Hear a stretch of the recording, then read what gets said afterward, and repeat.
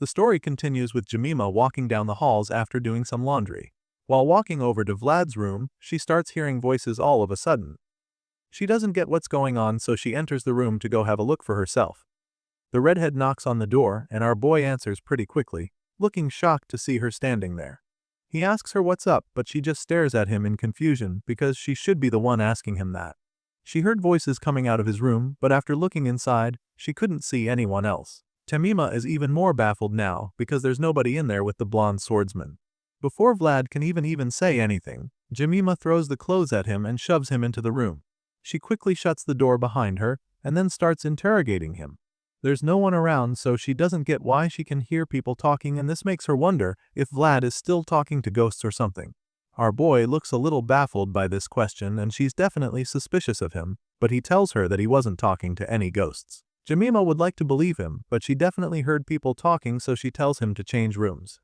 Of course, our boy is shocked by her drastic decision. He asks her where he's supposed to go, so she tells him to go to the end of the hallway. As far as she's concerned, no one else can find out what the blonde swordsman is like right now. So he doesn't feel bad about it. She promises to move to the room next to his. She says this because she feels that Vlad can't keep hiding anymore. Hearing this, our boy is a little astonished. Gemina is saying that she's willing to become his accomplice for his sake regardless of whether she's in the shabby alleys or shining in knightly armor. The red-haired girl has always been concerned about him and it makes him feel truly grateful. After telling him the new course of action, she gets off the bed and takes the clothes from him, but not before reminding him to go to church. Vlad is hesitant for a while, but then before she leaves the room, he calls her and asks her if there's something she wants him to get for her. He promises to buy it for her, and as soon as he says this, the redhead is taken aback by the offer. She hadn't even thought about it before, so when he asks her, she stops to ponder on it for a bit. And just when Vlad thinks she's about to come up with a request, she teases him instead, telling him that he should take care of himself first. She says this, leaving him stunned, and just as she walks out the door, she advises him to at least grab some equipment or something. Our boy is stunned for a second, but he's not too surprised since he already knows what Jemina is like. He smiles as he watches her leave the room and informs her that he was only putting the offer out there. His thoughts are suddenly interrupted when Goth comes around to inform him that everything is ready for their next assignment. Our blue-eyed hero is surprised that the guy got everything ready so quickly, but he's also glad to hear it, so he gets right to business while Goth follows closely behind him. The scene shifts and the story continues in a small-town casino where our boy is in the middle of a high-stakes gambling game with some other guys. The roulette wheel spins extremely fast, and as it stops, one guy yells in frustration because it's just not his day.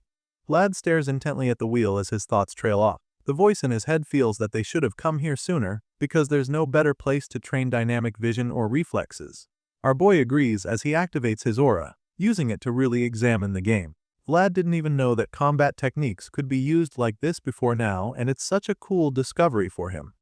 Focusing with the eyes makes time feel slower, and while he's still staring at the ball in the wheel, he notices something that catches him off guard. Of course, he's the only one that notices it, and when he expresses his shock, the voice confirms that the movement he just saw was something outside expectations. At this point, our boy takes another look at the guy running the game and realizes that there's some foul play. He figures that there must be a trick in the game, but he's not too surprised since scams in gambling houses are a given anyway. The guy running the game suddenly turns to Vlad, and when he sees the glowing blue eyes glaring at him, he begins to panic.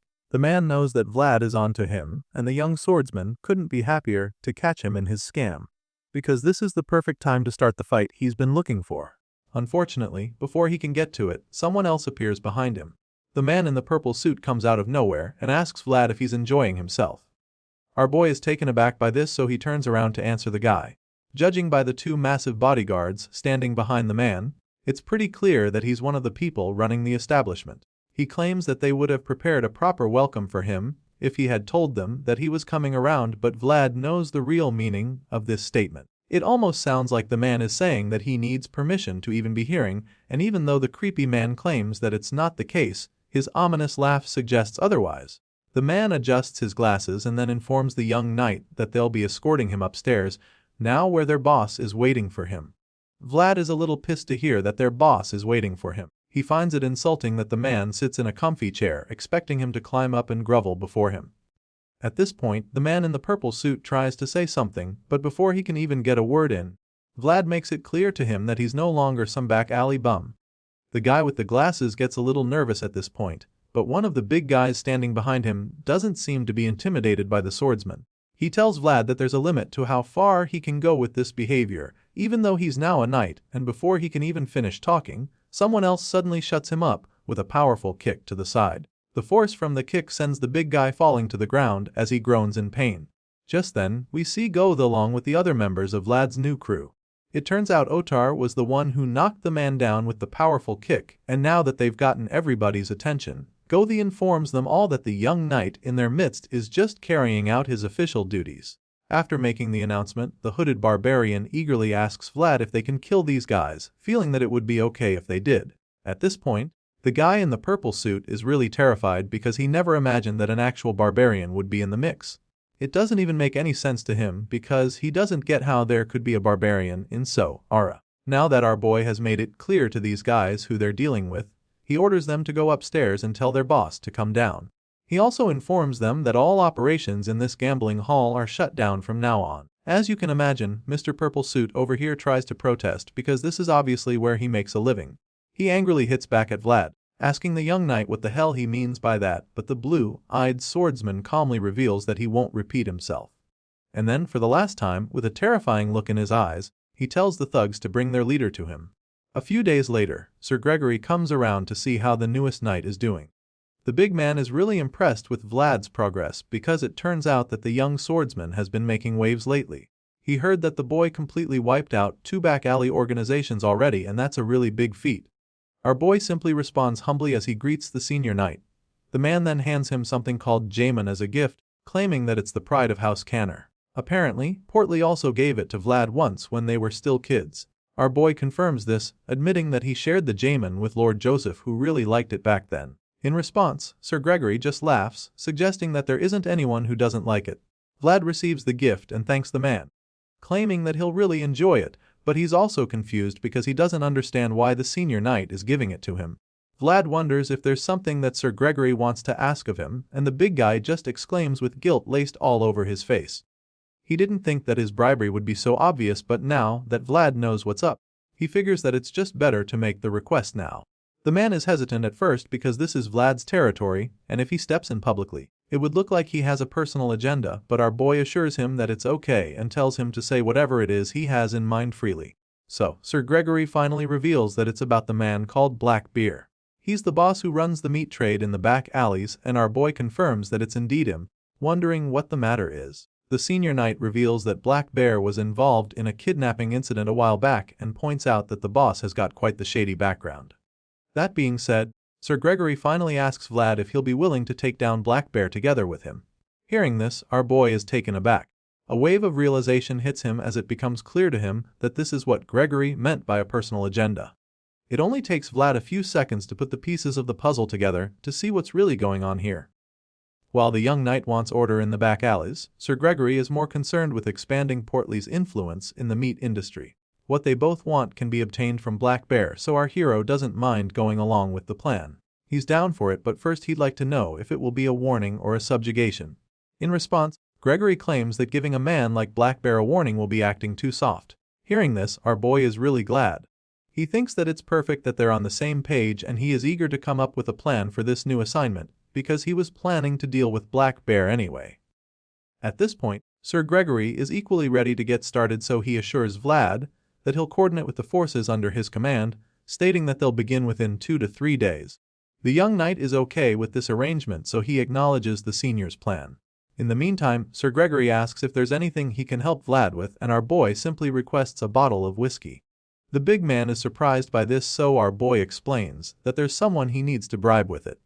Later that night, our boy goes to pay that certain someone a visit in one of the darkest parts of the alley. He's surprised that the door to the shop is closed and wonders if the man is resting today or something. Vlad's come a long way, so he's not very keen on going back without getting what he came for, so he starts banging on the door, calling out to the old man, hoping to get him out if he's actually inside. Vlad bangs only a couple times and the door suddenly opens from the force. As soon as he enters the place, he's surprised to see that it's actually empty. At first, he's a little worried that something might have happened to the old blacksmith, but he decides to investigate a little first.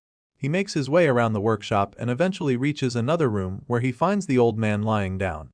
Vlad came all this way with the good liquor and meat he promised the last time, but now, as he stares at the old man's lifeless body, he realizes that he came too late.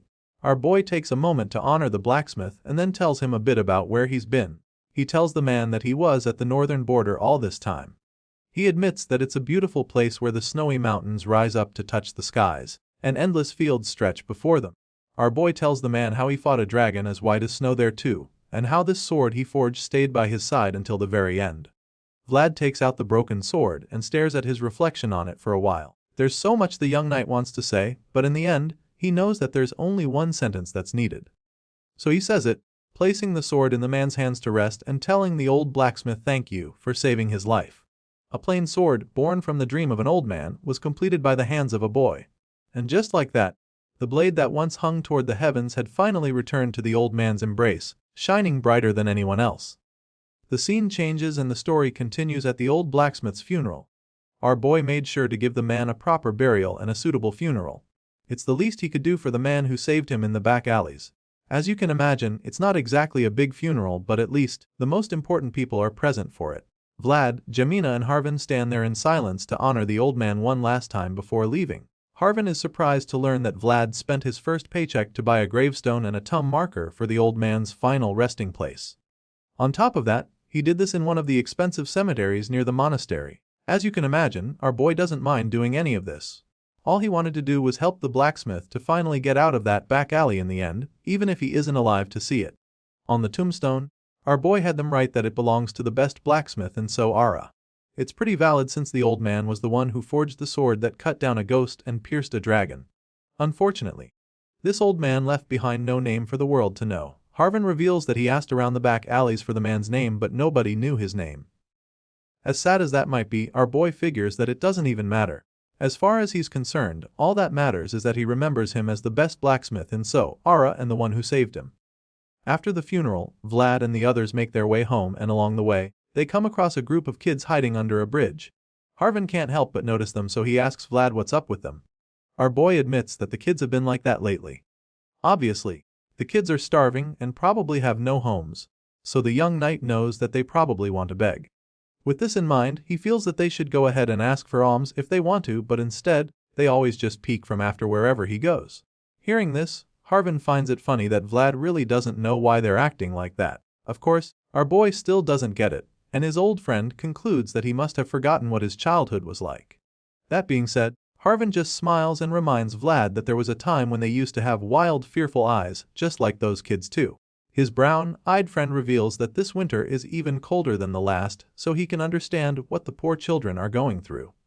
Harvin claims that many of them will freeze to death in the end, and Vlad agrees with him. With this in mind, the young knight figures that even one blanket might be enough to get them through the night, so he starts thinking of how to help them out. Before he can do anything, Harvin quickly reminds him that he only has 1 gold left from this month's wages, since he spent the rest on the old man's funeral. In response, our boy admits that he wasn't planning to save much this month anyway. With the last gold on him, he feels that he can get blankets for the children, and their friends too, to help them get through the winter. Hearing this, Harvin figures that he can't argue with the decision, but he tells Vlad that he should tell the children to say a prayer for the old man while handing out the blankets.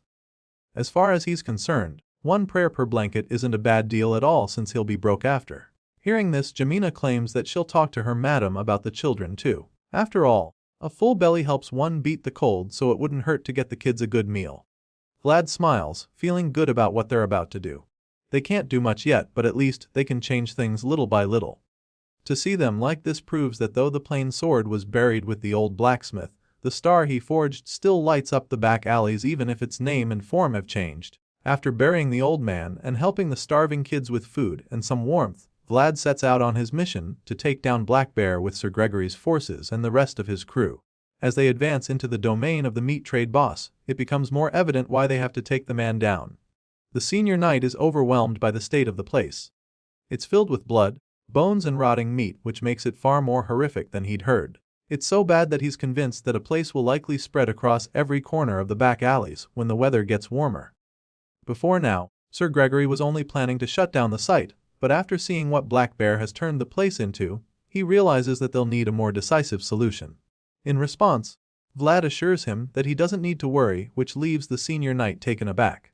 Seeing the man's confusion, the young knight assures him that Black Bear will give them the justification they need to wipe it all out. The bearded knight is surprised by our boy's confidence, but Vlad informs him that the back alleys is never a place one can deal with half-heartedly. Hearing this, Sir Gregory smiles because he's glad to know that they're on the same page once again. He likes how direct the young swordsman is, so they continue to make their way to Black Bear's headquarters. Once they're there, Vlad decides that it's time for them to get started, and the senior knight reveals that he's ready. That being said, our boy makes his presence known loudly to the inhabitants of the place. He introduces himself as Vlad of So-Ara and reveals that he has come to arrest the one who has disturbed the city's order, the one known as Black Bear. He then takes out a scroll containing the charges made against the boss, from murder, fraud, to human trafficking, as well as the crime of deceiving the rightful rulers of the noble city. Vlad announces all of this and once again calls out to the man, demanding that Black Bear come out immediately so he can face just judgment. Despite this verbal approach, there's no response from the meat trade boss. There's not even a single sound made, and it makes you wonder if there's even anyone inside the building. After a few seconds, there's still no answer, so Sir Gregory figures that Black Bear and his men would prepare to fight. He feels that it's going exactly as Vlad expected, claiming that Black Bear has just given them the justification they need to bring his empire to the ground. Our boy stares intensely at the door of the building, waiting carefully to see if it bursts open. At the same time, Sir Gregory informs him that Black Bear's men will be heavily armed and ready for a fight the moment that door opens. The criminals all know that getting captured would mean execution, so they would rather fight to the death than let themselves be arrested. Our boy processes everything the senior knight just told him, and after a few seconds of pondering, he calls on Otar and Age to come with him. They're kinda the strongest in the force besides Gregory, who is an experienced knight. For this reason, he decides that he will take the lead along with Otar and Age. As you can imagine, the barbarian is more than happy to get his blades covered in blood, so he steps up quickly and follows Vlad to the door. He eagerly asks Vlad how it's going to be this time, wondering if they're just here to scare off the bad guys again like they did in the gambling den. He hopes that's not the case and suggests that they might actually get to warm up a bit judging from the charges. In response, the blonde swordsman simply asks him what he thinks they're here to do. Our boy reveals that these guys are the ones who sold a pregnant woman and her unborn child as materials for black magic. Hearing this, Age's blood begins to boil. His eyes turn red as the veins in his head bulge immensely. At the same time, our boy harnesses that inner rage he's feeling, and his blue eyes begin to glint with murderous intent. Now, it's clear that they didn't come here to just scare off Black Bear and his men.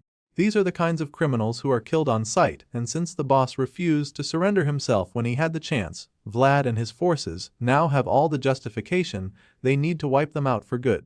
That being said, Aja and Vlad burst into the house with full force and proceed with their massacre before the thugs can even know what's going on. Once they're in, the bloodthirsty barbarian decides that just killing these men won't be enough. As you can imagine, they're all shocked to see an actual barbarian standing in front of them, because the last time they checked, there weren't any in So-Ara. To make matters worse, Aja isn't any ordinary barbarian because he's from the Buddha tribe. Black Bear's thugs recognize him, and for some reason, they're still convinced that they can defeat him, so as he speeds toward them like a raging bull, they charge at him as well, determined to stop him.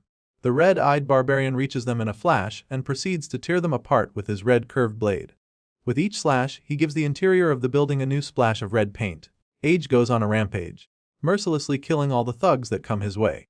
The men conclude that he's a beast and are determined to take him down, even though they probably don't stand a chance. Right now, the one thing they have is numbers, and they attempt to use it against the barbarian, but just when it looks like Aja is about to be outnumbered and overpowered by them, Odar jumps into the fight with his battle axes. He butchers the goons around him and even helps Aja take one out by burying his axe into the guy's head. The barbarian is a little surprised when he sees this because he probably didn't think the quiet bouncer was this skilled in battle. He commends Otar for his display, and the man of few words just hums in response. After only a few seconds, Odar and Ag wipe out the first wave of Black Bear's forces, and all that's left around them is a pile of bloody corpses. As you can imagine, that's not all the men they'll have to fight, and it wouldn't really be a battle without Vlad getting in on the action. The leader of the Black Bear's forces scolds his men for standing back and orders them to surround and attack the enemies all at once. While he's still yelling, a powerful bright light shines into the room, and you can already tell that it's coming from Vlad's world. Our boy overwhelms them with his power, and they're all stunned by it. They stand there frozen in shock as the horror washes over them, and then the young knight declares that any of them who's still standing on two legs will be cut down immediately. The power of Vlad's world terrifies them, and as they look up at him with fear laced all over their faces, he orders them to kneel before him. Eventually, Black Bear's men are overwhelmed by the sheer power of Vlad's world and they have no choice but to kneel. They surrender to the power and then Sir Gregory's forces take over to apprehend them. Right now, all the men on the ground floor are on their knees and the soldiers round them up.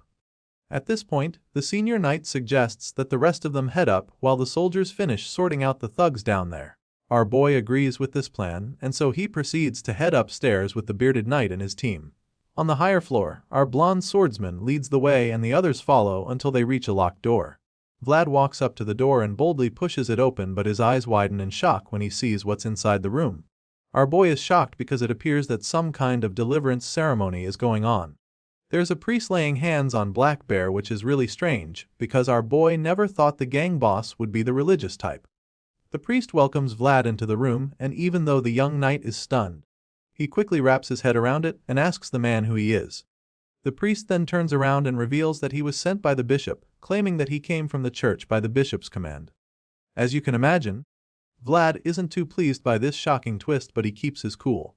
He informs the priest that he came all the way here by the order of the mayor. He informs the priest that the man he's praying for is Black Bear, an obvious criminal, but before he can finish making his point, the priest cuts him off, disagreeing with him. The man tells him that there are no criminals here anymore, claiming that the sins of Black Bear have been absolved in the name of the Lord.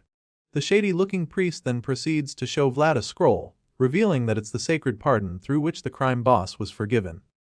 Indeed, God is everywhere but now, it's clear that that light doesn't shine equally on everyone. It descends first upon those at the top and grants more to those who already have much. That is the God and church that those at the bottom have always seen, and as sad as it may seem, it's the harsh reality. Of course the young knight is left speechless when he sees the pardon. He finds it hard to believe that they'd even consider something like that for a man like Black Bear, and it's absolutely ridiculous to imagine that this might mean that the man is now innocent. As crazy as it all sounds, the priest insists that this is the case. He claims that Black Bear is now innocent and that the bishop issued it himself. Sir Gregory finds it hard to believe that Bishop Pierre issued it personally. The senior knight is horrified by the information, wondering how it could be. He wonders why someone like the bishop would help some back alley boss. On the other hand, our young knight is stunned because he can't even comprehend what he just heard. It's crazy that they even think a single piece of paper can wipe away the tears of countless women who died in that false church. He doesn't want to accept it and while he's still thinking about it, the man in question speaks up all of a sudden. Black Bear declares that he's now innocent and rubs it in Vlad's face. He claims he's been forgiven and claims that it should be enough for the young knight. The fact that he even has the audacity to say this makes Vlad furious. The man just bragged about being forgiven and it's really infuriating to our boy. He snaps at Black Bear but the priest chimes in to defend the crime boss. The priest claims that any sin can be absolved with sincere faith. At this point, you can already tell that something fishy is going on. Black Bear speaks up once again, supporting the priest on what he said. He starts gloating as well, claiming that this must be a wasted trip for the young knight and his crew. Hearing this, the young hero just stands there in shock. He doesn't understand how this could happen. The women that Black Bear sold out trembled in fear and died in the darkness. He doesn't get how the church could allow a man who led those women and children to their death to still have the audacity to smile. After all he has done and all the sins he committed, Black Bear was still left to walk free. Vlad feels that this is wrong and he can't even understand why the priest would support such a decision. Our boy asks the man if someone can truly be forgiven, no matter what, as long as they have sincere faith. In response, the priest assures him that this is in fact the case. He claims that if one receives forgiveness from God and the church, then they can be declared innocent no matter how heinous their crimes may be. Hearing this, our boy takes a moment to process what the priest just said and then speaks to Sir Gregory something. He asks the senior knight if he remembers what he told him in that fog-covered village. The young knight recalls how the man told him that if no one is where they should be and if no one takes responsibility where they must, then the knight must do it. Hearing this, the senior knight is shocked to the bone when Vlad says this because he immediately knows that the zealous blondie is about to do something pretty drastic. The knight prepares to do exactly what's on his mind and Sir Gregory can see this, so he tries to stop Vlad, but by this time, it's already too late. Our boy remembers that what Sir Gregory told him is exactly right by the Swordmaster's code, so without any hesitation, he uses a single powerful strike to take off Black Bear's head. The priest is horrified when he sees this and Sir Gregory just seems disappointed, but Aja is actually pleased by what he just witnessed. As for Otar, he just looks shaken. Black Bear's head rolls on the wooden floor, leaving a trail of blood while his headless body remains erect with blood spewing out of it. As you can imagine, the shady priest is furious about this. He angrily scolds the young knight for killing the allegedly repentant crime boss, and before he can scream some more, the boy quickly goes down on his knees with his bloody sword and accepts that he's a sinner. Vlad doesn't argue or protest the scoldings from the priest. He quietly and humbly surrenders himself to the holy man and asks to be granted the chance to be forgiven too. After all, it doesn't matter the gravity of the crime. All sinners can be forgiven as long as they throw themselves at the mercy of the Lord. The fact that Vlad casually used the priest's own words against him leaves the man a little terrified of the kid. He just stands there in shock, staring at the ruthless knight, and he's not even able to complain. The scene changes after the dramatic series of events, and we're taken back to the mayor's house. News of what happened has reached the young master, and at the moment, Joseph just looks exhausted. He's taking some time to process the information because it's a lot to take in. He's still taken aback by the fact that Vlad really killed someone who had received a pardon, and right now, the person who has to deal with his reaction is Sir Gregory. The bearded knight was the one who suggested the whole mission in the first place, and he was supposed to supervise everything, but he wasn't able to control the entire situation. So, he takes full responsibility for what happened and blames himself for it, feeling that he should have stopped Vlad.